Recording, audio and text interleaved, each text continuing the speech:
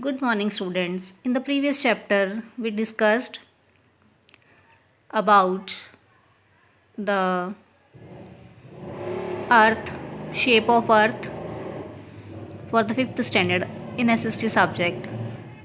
But in this chapter, we will discuss about the maps. Like as globe, how the globes we discuss this thing, how the globe help us to see earth, how globe help us to see how the earth looks like.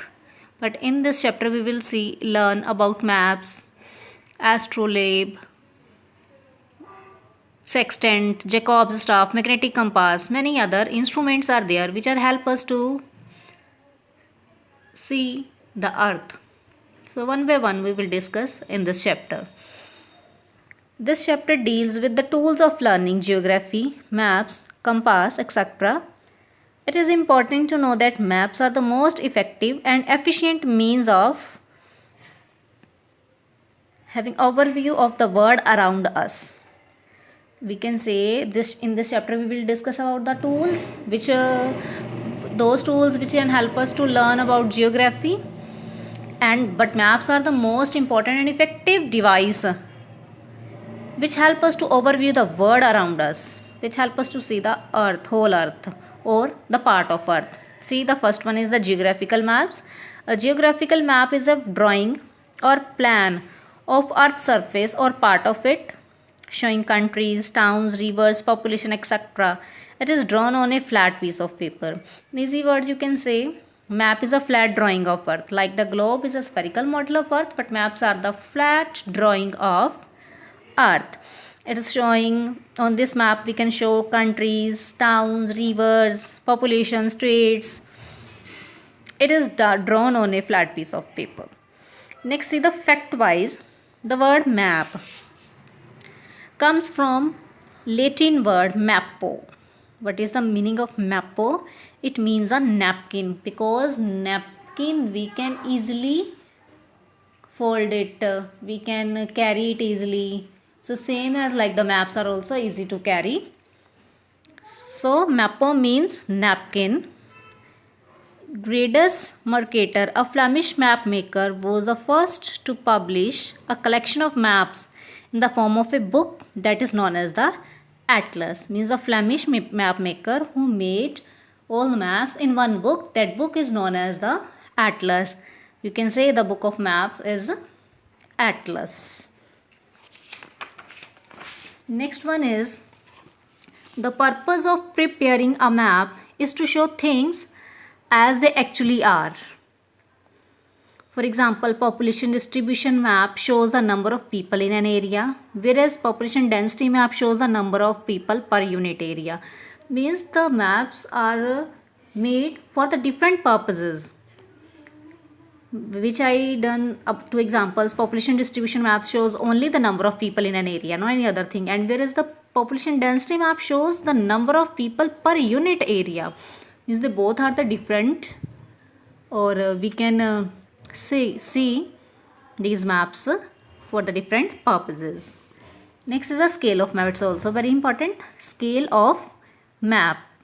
Map show the portions of the earth's surface much smaller than they actually are. For we use a scale. The scale of a map shows a ratio between 2 points on the ground and their corresponding distances on the map. What is scale? In easy words I will tell to you. Scale of a map.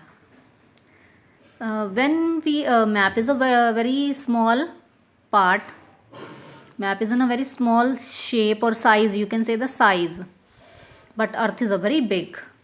So if we want to show anything on the map, so we use the scale. Like if we want to show the 1 kilometer distance, we can tell about up to only 1 centimeter. Means the 1 centimeter is equal to 1 kilometer. 1 centimeter those distance which can show on map, and 1 kilometer those distance which can actual distance on the ground. That is known as the scale. Ratio of these two distances are known as the scale. Scale, you can say scale is the ratio between 2 points on the ground and their corresponding distances on the map. Next, representative factor. fraction, sorry. For drawing or reading a map, we use a scale which usually expressed as representative fraction, which I told about 1 centimeter is equal to 1 kilometer. That is known as the representative fraction. You can say it in R dot F. The units of measurement usually expressed as measurement distances are the same both on the ground and on the paper. It is always expressed as a ratio. For example, you can see 1 lakh is a RF, where 1 centimeter is equal to 1 lakh centimeter. This one distance shown on the map, and this one is the actual distance on the ground. According to this RF, a distance of 1 centimeter between 2 points on a map represent the actual distance of 1 kilometer between them on the ground. That is known as the scale of map or representative fraction. Means how on maps we can show the very big thing in a small size. Next, see locating places on the earth.